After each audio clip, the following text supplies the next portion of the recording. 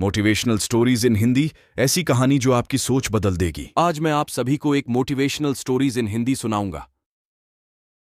इस motivational story में बहुत अच्छा एक संदेश दिया गया है जो आपको आपकी जीवन में बहुत काम आएगी। दुनिया में दो तरह के लोग होते हैं, एक वे जो छोटी सी प्रॉब्लम आने पर घबरा जाते हैं और दुखी हो जाते हैं। दूसरे वह लोग होते हैं चाहे कितनी भी बड़ी मुश्किलें उनकी जिंदगी में आ जाए लेकिन वह हमेशा खुश रहते हैं, हर प्रॉब्लम में अपने आप को संभाल लेते हैं। एक वे जो जिनके पास सब कुछ होते हुए भी लेकिन फिर भी वह हमेशा दुखी दिखते हैं।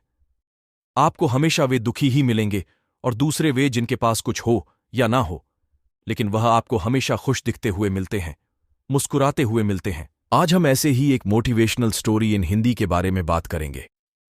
ये कहानी ऐसी है कि आपके जीवन में हजारों मुश्किलें या बड़ी परेशानियां क्यों ना आ जाएं, लेकिन यह कहानी आपको हर मुश्किल में रहना और मुस्कुराना सिखा देगी।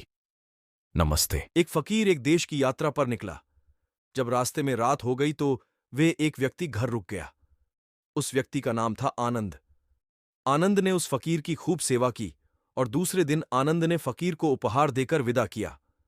वह फकीर आनंद की सेवा से बहुत खुश हो गया और दुआएं देने लगा कि हे भगवान, आनंद को हमेशा खुश रखना और वह हमेशा दिन प्रतिदिन आगे बढ़ता ही रहा है। ईश्वर हमें जिस हाल में भी रखें, हमें हमेशा खुश रहना चाहिए, उसे धन्यवाद देना चाहिए। समय सदा बदलता रहता है और इतना ही नहीं, यह भी नहीं रहने वाला है। इस पर फकीर सोचने लगा कि मैं तो केवल वेश से ही फकीर हूं, लेकिन सच्चा फकीर तो तुम हो आनंद। कुछ साल बाद फकीर फिर से यात्रा पर निकला और आनंद से मिला और देखा तो देखता ही रह गया, क्योंकि सब कुछ बदल चुका था। आनंद अब जमींदारों का जमींदार बन चुका था। उसे मालूम हुआ आनंद जिस जमींदार के यहां नौकरी कर रहा था उसकी कोई संतान नहीं थी और अपनी सारी संपत्ति और जायदाद आनंद को दे दी। फकीर बहुत खुश हो गया और आनंद से कहा, अच्छा हुआ, वह जमाना गुजर गया। भगवान करे अब तुम ऐसा ही बना रहो। यह सुनकर आनंद फिर हंसने लगा और कहने लगा, फकीर अभी भी तेरी नादानी बनी हुई है। फकीर ने फिर आनंद से पूछा, क्या यह भी नहीं रहने वाला?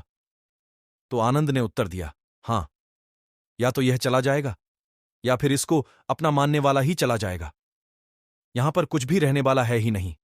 अगर कोई चीज शाश्वत है तो वह है हमारी आत्मा, वह है हमारी मन की शांति, वह है हमारे मन का सुकून, और बाकी जो कुछ भी है वह हमेशा रह ही नहीं सकता। फकीर ने आनंद की बातों को बहुत ही ध्यान से सुना और वापस चला गया। जो होता है उसे स्वीकार करो। कुछ सालों के बाद फिर फकीर जब उस गांव से गुजरा तो आनंद का महल तो है लेकिन उसमें आनंद ही नहीं है। उसमें कबूतर गुटरगू कर रहे हैं। आनंद अब इस दुनिया में नहीं रहा, उसकी मृत्यु हो चुकी थी। वह फकीर मन ही मन सोचने लगा कि यह एक इंसान जिंदगी भर कितना दौड़ता रहता है और रोता रहता है, दुखी होता रहता है। जिन चीजों के लिए इंसान तड़पता रहता है, दुखी होता रहता है, वास्तव में वह चीज जो हमेशा रहने वाली है ही नहीं, वे सारी चीजें बदलने वाली हैं। यह कहानी यह शिक्षा देती है कि हमारे जिंदगी में जब भी कोई मुश्किल, तकलीफ या दुख आए तो हमें यह सोचना चाहिए कि जिंदगी में इससे पहले मुश्किलें या उलझनें आईं तो क्या वे हमेशा रुकी रहीं? जैसे सारी मुश्किलें आकर चली गईं वैसे ही यह भी मुश्किल चली जाएगी। यह भी हमेशा रहने वाली नहीं है। तो आप हमेशा याद रखिए कि जिंदगी में कितना भी बड़ा दुख क्यों ना हो, वह हमेशा रहने वाली नहीं है। ये दुख भी चले जाएंगे।